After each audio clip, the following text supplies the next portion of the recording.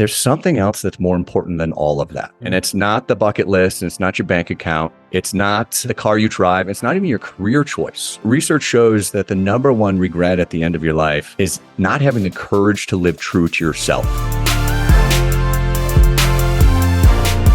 There's been a lot of buzz and a lot of excitement around a lot of your recent work. And I kind of want to start there, right? Because, a lot of times when I bring on thought leaders, people that have experienced a certain level of success, people don't fully appreciate the journey it took to get there. So I want to go backwards a little bit as we're kind of talking about it, because your journey and my journey, there's been a lot of ups and downs and all kinds of stuff. So like, tell us a little bit about you. Yeah. Well, I'm an entrepreneur. I started a company out of college. My dad, we sold it to a group in Silicon Valley and went on this roller coaster of a ride where it became part of like an Apple Pay before Apple Pay. Okay. And this is like early 2000s, way before Apple was even talking about phones, much less payment. Yeah. And we raised $550 million at a multi-billion-dollar valuation. And I'm like in my early 20s. How the heck do you get a multi-billion-dollar valuation with no revenue?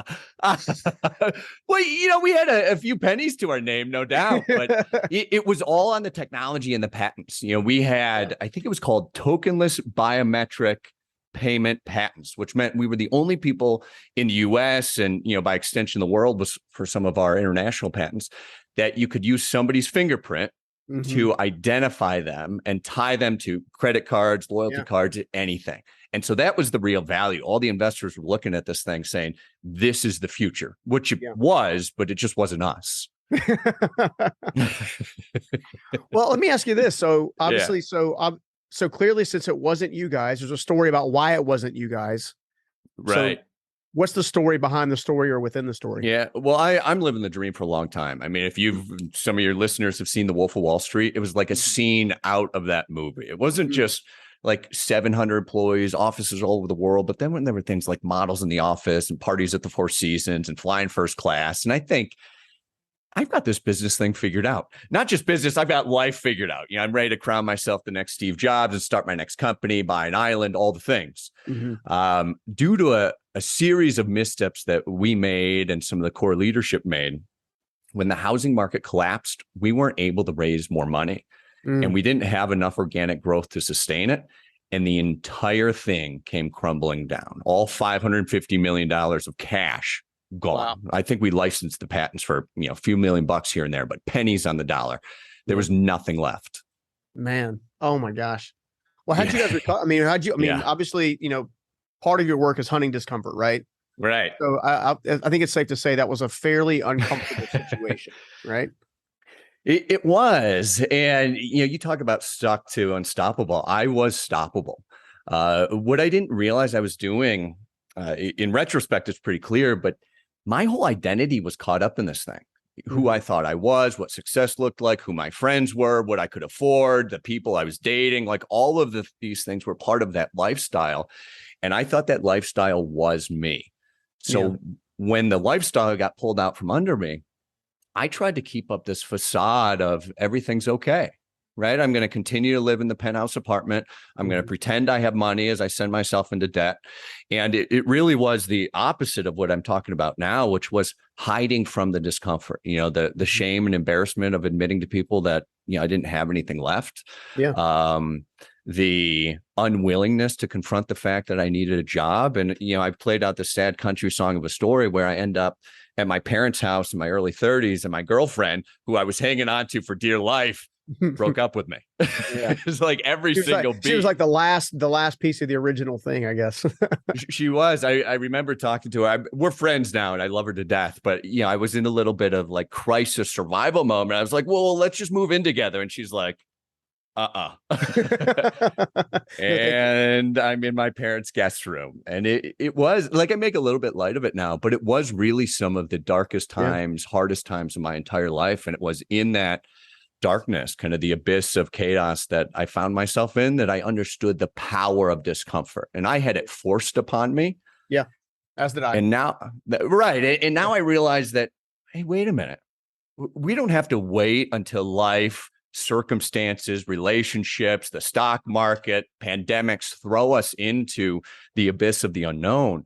Yeah. The more we start going out there and hunting some of these things that make us uncomfortable, the better we get at it. And that was really the beginning of building myself back. Yeah. Well, I'm curious, it seems like when it comes to discomfort or uncomfortable situations in general, right? Yeah. Especially extended periods where you're rebuilding or reinventing, right? Yeah. It's either fight, flight, or freeze, right? Mm-hmm. Yeah. And I'm curious, in this discomfort, were you fleeing or freezing? Depending on the situation, a little bit of all of those things. I mean, I played this out over a series of years. I'm one of those stubborn people where I'm just like, I'm not going to let go, right? I'm going to keep up this facade of who I think I am. And, some places I retreated. I pulled back from friends. I pulled back from communities. I found myself telling people I was busy a lot. Right. Yeah. I can't go to that expensive dinner, go on that expensive retreat. I'm too busy. Yeah. And what I meant was I'm busy trying to figure out how I'm going to pay rent tomorrow without telling anybody that I need help. Yeah. And so it was like a full survival. I wasn't doing so much fighting. Maybe I was fighting, trying to hang on to my identity, but it was more freezing and fleeing from anything that might be uncomfortable. And I see it now totally differently. My new book, Hunting Discomfort, when people see it, they're like, Sterling, you got to look at my bank account, my relationships, my business, right? Like, I don't need more discomfort. My answer's always the same. And I wish somebody had told me this back then, which is, that's not hunting discomfort. Yeah. That's living with it. And it's where most people spend their lives. And it's where I spent a lot of years trying to avoid all that discomfort until, I found a little bit of courage to, start really going after it. Yeah. Well, I think you would also agree with me too, that when it comes to discomfort is essentially what propels growth. Totally. Right. There is Necessary no for growth. right? There's only apathy without discomfort. I was thinking when you were mentioning, not telling, people kind of you were busy and you were going through all this. Yeah. And the reason you were using it, I remember going to restaurants, being invited by friends and family to, not even fine dining restaurant. We're talking like TGI Fridays, right? Yeah, right. But it's just a good thing, to have a good drink and then, have some grub. And I remember several times that I would say no because I knew I couldn't pay for a meal. Yeah. And of course I would go there and they would insinuate and they wouldn't know that I was in that circumstance. Yeah. And then somebody, hey, I'm gonna get some more extra appetizers. I'm gonna do X, Y, and Z, and then they would pick up the check, right? Yeah. Yeah. And I was telling my son not long ago, I was like, he's like, I don't understand why you're always picking up the check. Like because I tend to pick up the check with friends and family just because. Yeah. And I told my son, I said, it's because I never know who's sitting at the table who can't pay for the meal. It's very true. Very true. How did you reshape or retool your thought process as it relates to discomfort? Because hunting discomfort is very different than living with it, right? It is. Yeah. And I found some inspiration, something my mom said when I was a kid. She said that quote, "The way out is through." Have you heard that before? No. It's a Robert Frost quote from like I don't know, 100 years old, something like that. And when I'm at my parents' house, this quote comes back to me and I'm like, okay, Mom, let's put this thing to the test. And believe it or not, especially given my business of professional speaking and running workshops today, the thing that scared me most at those times was speaking in public, or really speaking in any form. Having a conversation like this would have terrified me to no end. And I was all hepped up on anxiety medication, antidepressant medicine, like all the things, running from the things that I didn't want to confront, or maybe said differently, didn't know I wasn't confronting. Yeah. And with that quote, I said, okay, like, I'm not going down like this. Let's test drive this. If the way out is through, to me, that means go through the things that scare you, that intimidate you, that you're embarrassed about, that you feel shame about. Whenever I feel any of that discomfort, I need to go through that. And what I'm looking for is on the other side. And long story short, I end up applying for this conference in Singapore. I've got no right to do this, right? Not only do I see myself as a total failure and I'm terrified to speak in public, but I don't know what I'm going to say. It's not like I've got some keynote put together. I'm living in the basement at my parents' house. So I signed the legal agreement, which I think is critical. When you're going through discomfort, you've got to commit in a way where there's no going back. I call it a step called getting a tattoo, not a literal tattoo, but look for ways outside of yourself where you can commit to something. because it's that commitment that's going to pull you through the difficult times. And I certainly needed it because, you know, months, weeks leading up to this thing, I wanted to quit. Yeah. I wanted to call up and be like, I can't make it. You know, please give me a weather problem, a health problem, a life problem, right? Like, give me an excuse, any excuse. But that legal agreement that I signed kept me going, kept me practicing. Yeah. And I'm not kidding, Stephen. I was having heart palpitation weeks out from the event. I couldn't sleep. I couldn't breathe half the time. I get on the plane. I end up giving the presentation in Singapore, and thank God I practiced because I'm pretty sure I blacked out. Well, the best, you and I both, as speakers, that the best keynotes are always the one you don't remember. Yeah. Well, I do know I did it, right? There's recordings of it. Yeah. But it was one of those situations where like the world's spinning and I get really hot and I don't know which side is up and words are coming out of my mouth. And it's the words for the most part that I practiced, at least insofar as I could recall.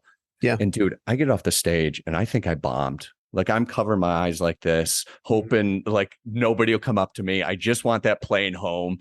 I'm hoping they're not going to ask for the money back because I don't have it. I can't afford it. Right. You spent it getting there. Exactly. And the conference director makes a beeline for me, looks me in the eye, and he goes, Sterling, that's the best talk I've seen in my 17 years of doing this. To your point, sometimes the best talks we don't remember. And candidly, I'm pretty sure he was in a different presentation and he just wanted to say something nice to me. Like there's no way. I don't know. I've seen you speak, dude. I don't think that's the case. Well, I'd like to think I've gotten a little bit better since then. But he did go on to put me in touch with all of his conference director friends. And I had the beginnings of the career I have now. It's like the way out is through. My mom's right. We just need to have the courage to go through no matter what. Yeah, no. And I think that's one of the things that I love being about us being friends is, no matter what coincides with Stuck to Unstoppable all day long. Totally. Right. I think it lands on a life truth that we don't give life full credit for. You'd mentioned anxiety meds and depression meds. I've done some of that stuff early in my days as well. Yeah. And I discovered I was doing it to try not to feel the very things I needed to feel in order to take me to another level. Exactly. So let me ask you this. So on the medication side, is it safe to say that the medications are nowhere near the amount that they had ever been used before? Back then? Yeah.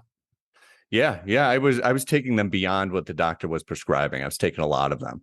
Yeah. And not that I recommend this. I'm not a doctor. My experience wasn't great doing this, but I cut them off cold turkey. When I decided like the way out is through, I'm like, I'm all in. Yeah. Medicines aside, I'm throwing them in the toilet. I'm done. I'm going to feel whatever it is that's terrifying me. Yeah. Absolutely. Well, I wanted to bring that up because I think it's fair for, I feel like, the United States, for example, there's a huge population on anxiety, antidepressant meds and stuff like that. Totally. And I'm not a doctor and I'm not saying you shouldn't take your meds or whatever. Yeah. I am saying that if the way out is through, then by feeling the things that you're terrified of, you're scared of, you're finding difficulty with, by feeling those very same things, there becomes a time that those things really don't bother you anymore because you've accelerated to a new level. Right. And as a result, you're able to kind of fight with your own emotional state. Because I find that, one of the reasons that people stay stuck is because they're trying not to feel or think about the thing that they need to go through. Absolutely. Which is a modern luxury, by the way. Had our ancestors avoid the discomfort of being cold or hungry or scared, they wouldn't have been our ancestors. Yeah. Right. Right. Like they got to the bottom and solved what was causing that discomfort, or at least made steps towards it. Yeah. Now, we live in a world today where I don't have to have an uncomfortable conversation with you if I don't want to. I don't have to go stand on a stage if it scares me. Right. I can work through email. I can be entertained through Netflix, and I can eat through Uber Eats or who's ever going to deliver food at my door, right? I can avoid discomfort. And in so doing, maybe unknowingly, I'm not getting to the problem of what's causing that discomfort in the first place. As you could get to the root of discomfort, you can dismantle it from the source and you're forever free from it, which is what I mean when I say hunt discomfort. Go after it, dismantle it from the source, and you're free. Not circumstantially free, but free. Yeah, let's break that down a little bit because I'm like you. I do believe that if you can change the root of anything, you can change the fruit of everything. Like I'm all about that. So how did you in your thought process and your emotional thought process get to a place where you were literally hunting discomfort? Because hunting is a strong word. Hunting means you're going after it. Like if your life depends on it, because if you don't get it, you can't eat. Right. So it's not just overcoming something. It's actually a stronger word to me than overcoming. Yeah. Intentionally so. It's not seeking discomfort. It's not looking for discomfort. It's hunting and going after. And, where I started to settle on this very active and intentional and proactive language was I found some research at the University of Michigan. Okay. And they were studying discomfort. And they were putting people through physical discomfort, or maybe better said, they weren't putting people through, but they were studying people with the discomfort. Physical discomfort, like you stub your toe, emotional discomfort, maybe you lose a job, break up with a loved one. And what they found is that no matter what kind of discomfort you were experiencing, physical, mental, emotional, I would add spiritual, but that wasn't in the study. Yeah. Our brains and bodies process it identically. So much so, you can take acetaminophen like Advil, and it will help you with emotional pain. That's how closely those systems are aligned. It's insane. And another, not a doctor disclaimer. I don't suggest that. Don't do that. That's not a biohack. But what I do suggest, and to the point of your question there, we can take that next step, which is if where we meet discomfort is the same anywhere, we can grow our capacity to deal with it everywhere. Everybody knows if you want to grow your biceps, you go to the gym. Well, if you want to grow your resilience, your courage, your breakthrough results, you hunt discomfort. There's just no other way. And once I learned that, I started looking for discomfort anywhere and everywhere that I could. And that was really the beginnings of it. Now, when you went to go hunting for discomfort and you're going into, did you begin putting yourself in specific situations to feel the discomfort, to grow through it? That's right. Yeah. So speaking in Singapore was the first thing. And I didn't really know what I was doing then, right? It just felt like, the way out is through. Let's try this out. But after I started to understand how this works, I look for it in a lot of different places. One, in relationships I had with friends, especially from years ago, where I said, listen, I lied to you for a lot of years. I didn't have what I said I had or pretended to have or anything else, right? Really uncomfortable in those situations, just to kind of come clean, to tell the truth about those things.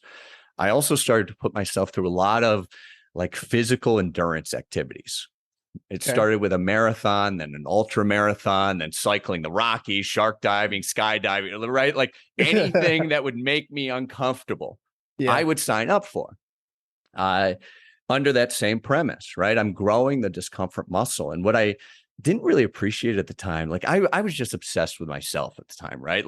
Dig me out of this hole. I'm in my 30s. I got to do something with my life. I need to find a way, not just to dig myself out, but to make sure I never go back there. And unintentionally, my sister's watching me, who I work with now. She runs all of our marketing operations. I wouldn't be doing this without her. She was actually the person I practiced that Singapore talk with 1,000 times. She could probably give it to you verbatim. And she probably remembers it. She does. Exactly. But she kind of caught a piece of it, not because I told her to, but she's like, okay, let me go after this. And she had struggled with some health things, some eating things, as so many young people do, especially young women. And she said, okay, I'm gonna become a bodybuilder. And today she's a world champion bodybuilder. Wow. And then some of her friends took it on, some of their friends. And all of a sudden we're in this community of people that have created 7-8 figure businesses. They've transformed their jobs. They've transformed their bodies. They've transformed their lives and relationships. And I'm like, wow, this really isn't about me anymore. This is about supporting others to achieve their goals, no matter how impossible they might seem, how audacious they sound. I don't care. As long as the laws of physics don't make it impossible, I got your back. Yeah, it's crazy because I think you and I both know this, and I think this is probably why we're so passionate about it. But we know that the version of yourself that you ultimately want in your life, the person that you admire, you aspire to be, the person that you would wake up and be empowered by or encouraged by, or, all of that is always on the other side of the person you are now. Right. And the only way to get there is through this discomfort. The crazy thing is I've never thought about attacking it, but when I go back and look at my life specifically, what is played a role in where I'm at today in my life is being willing to fight for something when nobody else would, right? Being willing to, I remember earlier, I was telling this, I'm doing a 3-day event in the near future. And one of the things I was telling my team, because they were asking me questions about, hey, how scaling and business and all this kind of stuff, which it's like, great, we could talk about that, but let's talk about the underlying current. The underlying current is I did the things that people said that couldn't be done. And I put a lot of focused intensity in there. But in order to do that, I discovered something interesting, which is radical transparency or radical honesty. How important is transparency and honesty with yourself in ultimately getting yourself started towards this attacking discomfort? I think it's critical. Otherwise, you're just kind of pumping up a facade, and a facade will never work. It might work for some short period of time, but I feel like it's mainly motivation driven. And I mean motivation, as one of my mentors, Richard Condon, says, getting yourself or somebody else to do something you really don't want to do. That's called being married. Right. Well, I think motivation might work for a while, but its lifespan is limited. When you get down to something like being radically honest with yourself, or something closer to what I would call inspiration, that force is truly unstoppable. And there may be times when you need to push yourself through something, do something you don't want to do, live up to your commitments, like all of those things. But if you're tapped into that source of unstoppableness, that inspiration, that greater calling inside of yourself, that's what's going to get you through those things. And I loved what you said. I talk about having your commitments being stronger than your feelings. Yeah. And I can't tell you how many people around me told me, Sterling, you're never going to make money public speaking. You can't do it. It can't be done. Yeah. Oopsie. Turns out, you're right. Turns out they were wrong. Right. Exactly. But I think that's the case in point is the people who are around you can only see past their own limitations. Oftentimes. Right. So if they're terrified of speaking in public, or they don't have this public space, or they're not in that sphere of influence, they're naturally going to, basically, for lack of a better word, teach you or encourage you that, hey, it's not worth it. It's not okay. Right. And for me, I decided to do the exact opposite. My first business that actually became something, right? Yeah. My father tried to talk me out of it because he had from a place of love. He tried to talk me out of it at a place of love. He had a failed business himself, and he didn't want me to experience the pain of a failed business, not realizing that he and I are different. Wow. Yeah. Right? Yeah. So when it comes down to it, it's like, okay, well, what is the next step? Because to me, radical transparency and radical judgmentality, or if that's even a word, right? Yeah. Are different, right? You're either, I find that a lot of people, one of the things I struggle with on the emotional side is they're continually judging themselves. Yeah. Rather than being honest with themselves. Did you deal with that at all as you were kind of setting the stage for this? Tons. And still do. I got really into, I guess you could call it like personal growth work, yoga, breathing practices, plant medicines, like all those things I got deeply into. And, where I found it leading me to was to what something Carl Jung said. I think most everybody knows Carl Jung is like the father of modern psychology. He said, you cannot change anything until you accept it. Condemnation about not being the right age, not having enough time, not enough money, not the right mentor, not the right father, not the right whatever, right? Condemnation about any of those things does not liberate. Yeah. It oppresses. Yeah. And as you can come to terms with things exactly as they are and exactly as they're not, probably most difficult yourself, exactly how you are and exactly how you are not, it's incredibly freeing to be able to move forward. And it's critical in the hunting discomfort system, right? You need to surrender yourself to it to be able to grow from it. Yeah, so that's right on. So good. Yeah, that's so good. It reminds me of an Albert Einstein, at least I think it's Albert Einstein quote, where he says, you cannot solve a problem with the same consciousness used to create it. Exactly. Yeah. Right. Right. So if you and I both can agree that consciousness, all of that, the life you have, the life you want, the business you have, the business you want, the relationship you have, the relationship you want is on the other side of discomfort. I know you've actually taken the time to break down some practical steps to make that a reality. We kind of touched around on the thing, but let's talk about the process. Like what is Sterling Hawkins' process in hunting discomfort?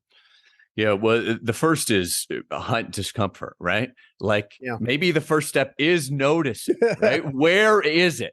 Yeah. And myself and all of us have built our lives and by extension, our businesses to avoid discomfort from a very young age. Why? Mhm. Well, because it doesn't feel very good. Yeah. And I don't know how it is for you and some of the listeners we've got here, but to this day, I find myself avoiding it Yeah. from the second I wake up in the morning, right? Boom, snooze button.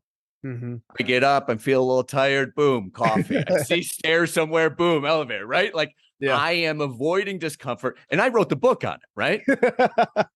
So you do need to like start really paying attention. Where are you taking the easy out? Where are you seeking comfort? Or where are you living in comfort? Because that's guaranteed to give you the status quo. It's going to give you exactly the same results now, maybe a slight permutation, a little better, a little worse. Yeah. Right. So once you see it, then you commit to it, just like I did when I signed that legal agreement, right? Mm-hmm. Find somebody, something outside of yourself to commit in a way where there's no going back. And it could be as simple as, Stephen, I'm going to text you every morning when I wake up, and I promise I'm not going to use the snooze button. And I'm going to just confirm that every single day, right? Yeah. Accountability. Mm-hmm. Exactly. Yeah. Well, and that's the third piece is surround yourself with people that can hold you accountable to that commitment. For me, it was my sister, as I was saying back in those days. But when you're accountable, research shows you're 95% more likely to achieve your goal.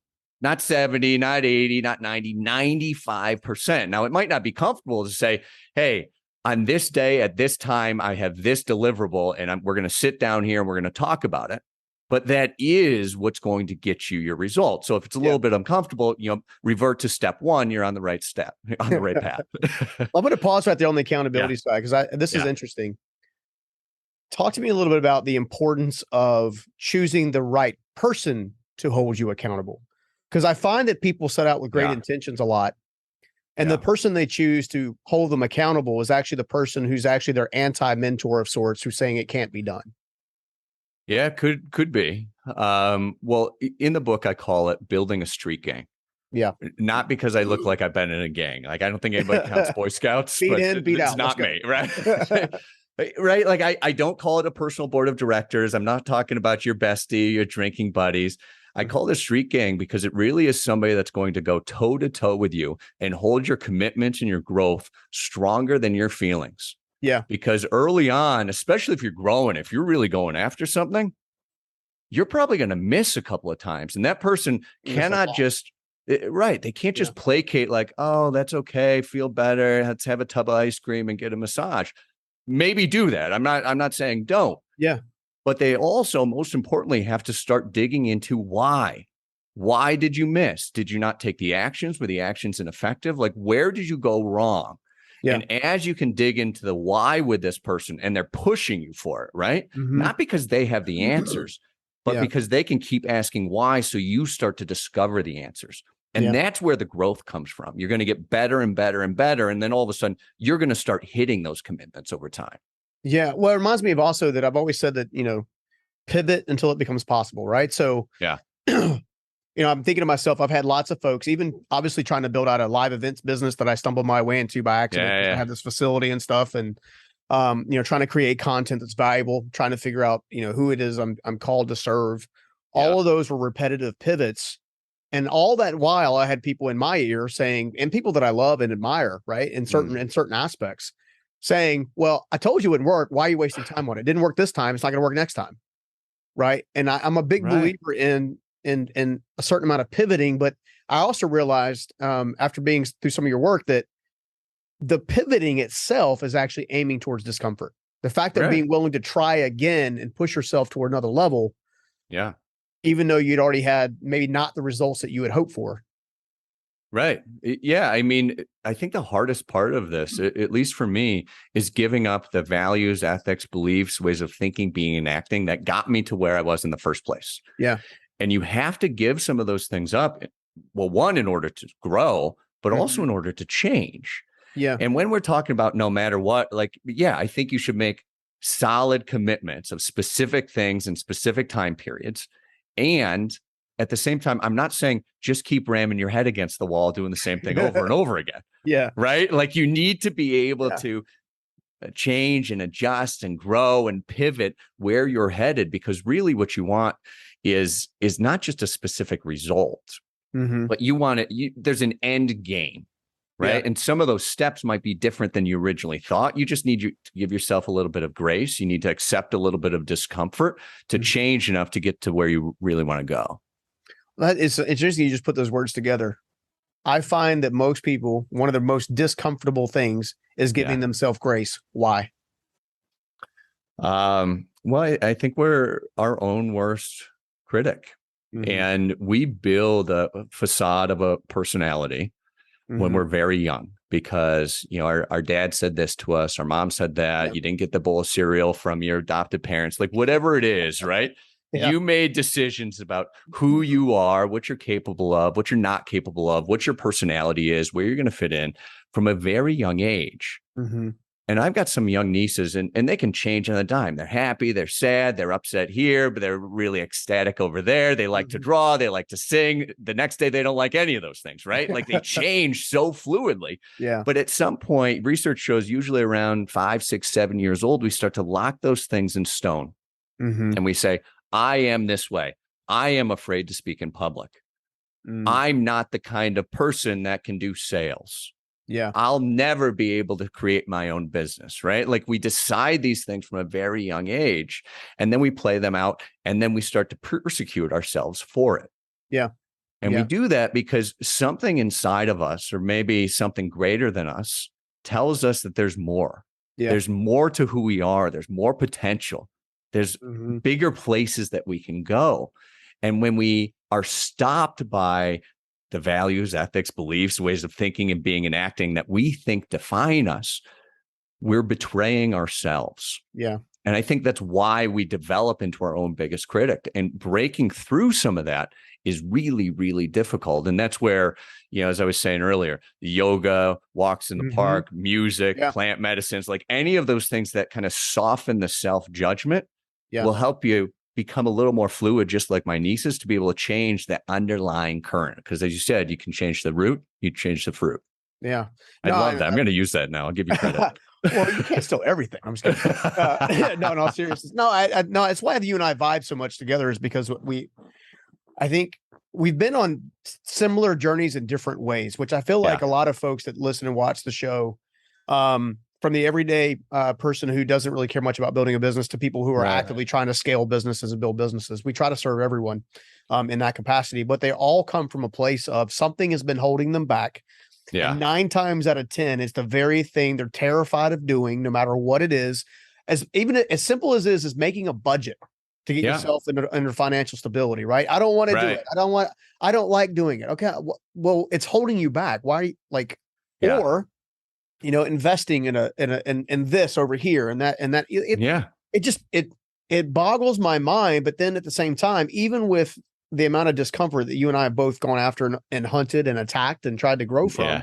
Yeah. Even today, there's things that I was like, I had to ask myself today. I was like, crap, Sterling's going to get on me. I know he is, because I am not attacking something. I know I need to be attacking. Right?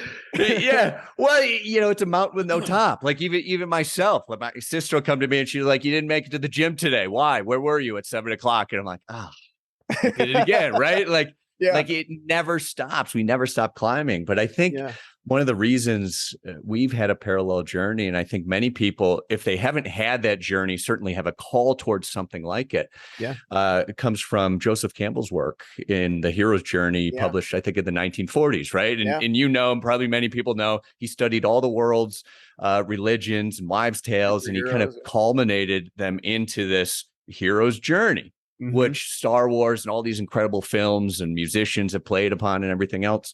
Well, that doesn't just make a good movie. It's a way to live. Yeah. And the hero's journey is a step into the unknown, and the unknown is the greatest source of discomfort. Yeah. Right. And as you step into that unknown, not only, you know, you're going to go through all the things, the failures, the discomfort, the worry, the self-doubt, the challenges, like all those things will come. But it's on that journey that you're going to find people that are really going to support you, that are really going to hold you accountable. And maybe most importantly, you're going to find a version of yourself in that unknown that you didn't know was there. You had some kind of inkling, like there's more to me. I'm capable of more. It's in the unknown. And when you come out the other side, you know, look at us, radically transformed. Yeah. Something I'd look at 10 years ago and be like, impossible. Sterling can never do that. And here we are. Yeah. No, I love it. Well, and the reality is I think here's what I think honestly happens to all of us. Yeah. I think we all know we're called to be more than we currently are.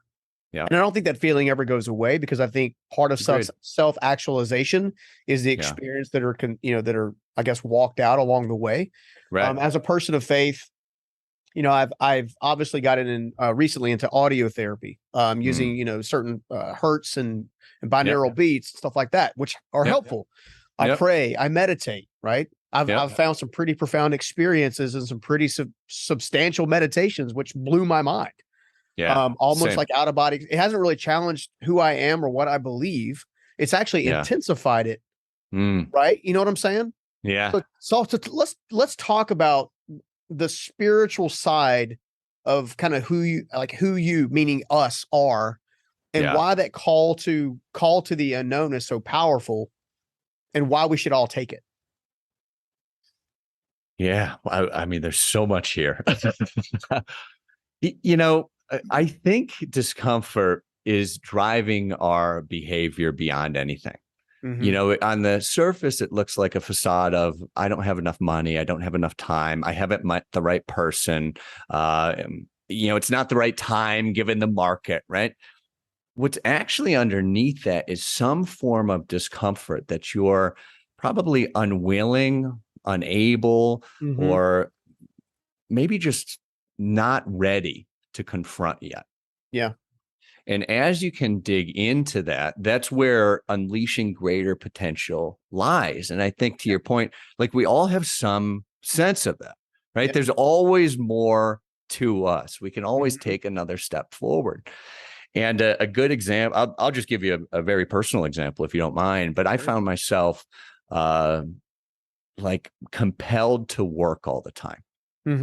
Some people have addictions with women or drinking or drugs, whatever it is. For me, like, I had to work. I felt like if I wasn't working all day Saturday, all day Sunday, all evening, right, there was something wrong. And I didn't know where that came from. I just found myself working all the time. Yeah. Which, incidentally, did not correspond to better results. Yeah. Right. It was like I was on a treadmill, like working. I'm like, why am I never getting ahead? And in some of this deeper work, specifically some meditation, some journaling, some deep reflection, I found this discomfort of, my grandmother passed away when I was 13. And really close with her. She's like a second mom. Like, I saw her more than my dad, probably. And I never grieved her loss. I'm the oldest of four. I felt like I had to be the strongest. And, I was certainly sad, but I never cried. Yeah. And I spent the rest of my life from that moment distracting myself so I wouldn't feel the tremendous grief of losing her. And when I saw that and grieved at a very, very deep level, all of a sudden I found myself free from having to work all the time. Like, I can choose to work, but I can also choose to go to a movie or to see some friends or go out to dinner, right? That obsession, that compulsion, that addiction no longer drives me and drives my life, at least at the level that it did. And I didn't even know it was there. Wow. Right? Well, how'd you discover it? Well, I was saying I did a lot of meditation, some reflection. I worked with a lot of... So it surfaced kind of in those quiet moments. Exactly. Right. Like, really digging into it and asking myself the question, like, what is that addiction about? And wanting the answer. Yeah. Right. However painful it was. And over a series of weeks and months of asking that question, that really started to arouse. And I found myself really starting to grieve, like actually grieve in the form of tears and everything else. Yeah. And it took, once again, the way out is through. Right. Grieving that gave me a new freedom. I surrendered to that discomfort. That discomfort passed through me. And all of a sudden, I've got entirely new results. Not because I have more money or worked harder, but because I hunted discomfort and now I'm free from it. Man, that is so good. I'm sitting here thinking about, like, so I enjoy working. Yeah. Right. That's probably something you picked up on a long time ago. Totally. I love what I do. Right. Yeah. I love serving people. I love helping them establish their awakening or helping them get to their next step. Yeah. But it's ironic, and I never put the two and two together until just now, that my grandmother, who actually did the vast majority of raising me, passed away of cancer when I was 9. Wow. And then I distracted myself nonstop, Yeah. probably all the way up until probably a year ago. Wow. And I'm 46 years old. To give you an idea of how long that journey's been. And it's just recently that I've become at peace with some level, and I say some level because it's still a work in progress, of Always being able to be not restless. Yeah. Right. And one of the things that I think that it's been part of that, and one of the things I think is so powerful, and you've mentioned it in a lot of different ways throughout the course of this conversation, is the power of reflection. Yep. Right. This reflective tool, which leads you to the discomfort that you need to focus on, that then causes you to reinvent yourself, which is the hero's journey all over again. Here we go. Yeah. Full circle. I love it, man. Yeah. Well, I give you a lot of credit because that takes courage. Yeah. You know, especially things that happened when we were younger. Like, we didn't have all the filters that we have today to let things in or not let things in, right? Like, as adults, we have a lot more control over some of those things. But as kids, like that, you know, it sounds like for both of us, the grief is just gripping. It's overwhelming. You don't know how to process it. You know, for me and some of the times experiences, it felt like it was going to break my body. Yeah. And those things, it's like the monster under the bed when you're a little kid, right? We didn't outgrow that. We just stopped paying attention to it. And the courage it takes to look under the bed or open the closet and go after the deep, dark corners of your subconscious and your unconscious, that's where your results are. And that's where the freedom is.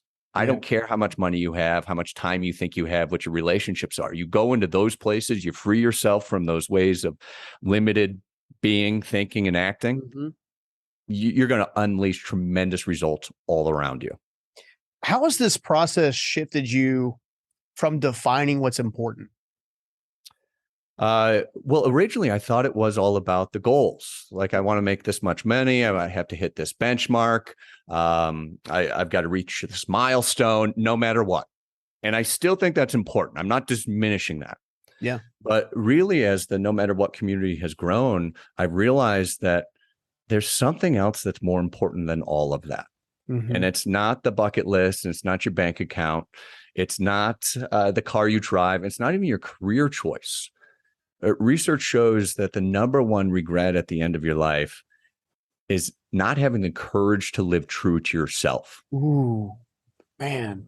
And courage to live true to yourself are things like love, grace, peace, things that somewhat ironically, no matter what happens in the world, what situation you're in, they can never be taken away from you. Yeah. And those are true no matter what. And when you live true to that, those things that are most important to you at a human being level, it's going to transform anything that stands in your way. Dude, that is deep. I love that. I like that kind of stuff. Yeah. Well, it's like you think about it, like, what happens if you bring love to a really difficult conversation? It turns into grace. Exactly. Or you bring peace into looking at a cash flow that is not angled in the right direction, right? Yeah. It starts to shift your thinking and how you're looking at that situation. The possibilities and the potential actions you're going to take from there will just be different because you're not operating from a place of survival. You're not operating from a place of avoiding discomfort. You're operating from a place of something that's truly important to you. You're infinite, no matter what, you might say. Yeah. No, I love it. I love it. And I think that's a perfect thing to be important, to kind of like look at, because I find that most of us operate from that scarcity zone more than anywhere else ever. Right. And even looking at a bad P&L, right? Profit and loss statement, looking at one of those. And then you said bringing peace to that decision, that peaceful decision is going to ultimately lead to a new possibility. Or you bring scarcity to that and it's going to create fear and anxiety and frustration and overwhelm. Right. Well, not just that, like the feeling's one part, right? Yeah. And any of those feelings aren't good feelings to have, especially when you feel victim of it. But it's actually coloring how you see the situation. Yeah. Right. What you think is possible when you're looking at a set of circumstances or a P&L from a place of fear versus a place of love or joy or gratitude will be radically different. Yeah.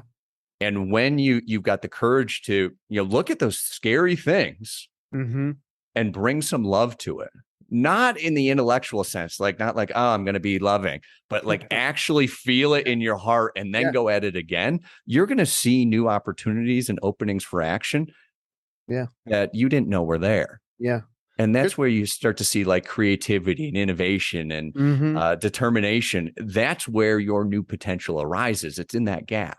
Yeah. I was going to say, I mean, that's so true. The reality is, the more, and goes back to meditation a little bit, right? So meditation, reflection, I would say digestion, right? You're digesting the honesty and stuff like that. But one of the things that keeps coming up to me is this semblance of being able to live out the life that you want in the moment you're not living it in. Like, so I had to think about it for the second, but I like it. Yeah, it kind of ties back to what some would call visualization. I don't really call it visualization. I call it realization, right? Because if you're actively feeling the emotion, you're actually thinking the thought, you're actively present in the moment of a future self, a higher self, if you will, which I'm an energy / Jesus guy. So I have all the above. Totally. I just find that really interesting because my recent open doors, and I've been very blessed and very fortunate to have a lot of recent open doors. Yeah. I was thinking and feeling 8 months ago. Yeah. Talk to me a little bit about kind of your experience in a certain level of magnetic pull, if there has been any. Yeah. Well, I've got a slight tweak on what you said. Like I'm all about like reaching into the future and bringing back some of that vision. Right. Yep. But at the same time, I think that's already inside you and inside of all of us. It just takes a moment to pause, to slow down, to take the sacred pause, as the Buddhists say. Yeah. And be willing to let go of some of the discomfort that is between you and the love, the joy, the gratitude that is inherently already inside of you. It's not like when you get somewhere, when you can do something else, like whatever that end goal is, fantastic, shoot for it, work towards it, all those things, commit to it, right? Yeah. But that state, that human state of grace and love and joy is right here, right now. Yeah. And as you can let go of what's in the way of that, then you're going to be able to take some of those steps forward towards that goal much more effectively. Does that make sense? Oh, absolutely. Yeah. Yeah. Something tells me if you and I had a cup of coffee sitting on a couch, you and I would probably be sitting there for 7 or 8 hours. There's no doubt. Maybe longer. We do like a couple-day retreat somewhere, reflecting, meditating, all the things. We're building something called Elite Retreat. We're happy to have you out there, right? So I would love it. Well, look, in the few minutes we got left, I've been asking this recently to all of my guests. And first of all, thank you so much for investing your time with us. I know you could have done a lot of other things, but myself and the audience are going to be better because of the conversation. But something I've been recently asking is, what is your definition of stuck? Being unwilling to let go of the beliefs you have about one of three things: yourself, others, the world. If you're unwilling to let go of some of those things and being willing to see, not that you're wrong, but something else might be true, you are the definition of stuck. You won't be able to move. Yeah. Wow. Yeah. I love that. That's the first time I've gotten that one. I love that one. Well, and I also want to say thanks for having me on. It's always such a blast to spend some time with you, and really grateful for the opportunity. So anytime. Likewise. Well, I got one more for you, and then we'll definitely got to make sure everybody knows where to connect with you and get the book, because it's great. I bought several copies myself and passed them out to my team. But and that question is on the other side of stuck, I've always said, is unstoppable, right? So what is your definition of unstoppable? I think it's just the opposite of what I said: being willing to embrace new beliefs about yourself, others, or the world, and step into those things. Yeah, I love it. And when you're willing to do that, literally nothing can stop you. Not the pandemic, not the economy, not your significant other. Like, you are unstoppable because you have the ability. You've cultivated an ability to change. Love it, dude. All right, dude. Before you get out of here, you have to tell us how we stay connected with you and how we find the book. Awesome. Well, sterlinghawkins.com. I've got all my stuff there, all the social media I'm on, and you can find links to the book right there. It's available anywhere great books are sold. Rock on, dude, man. I appreciate you big time. Likewise. Thank you. I hope you liked that video. And if you did, make sure you check out this next video right here. At the end of the day, you need to make decisions that make you feel good and that are in harmony with your highest goals and your very best self.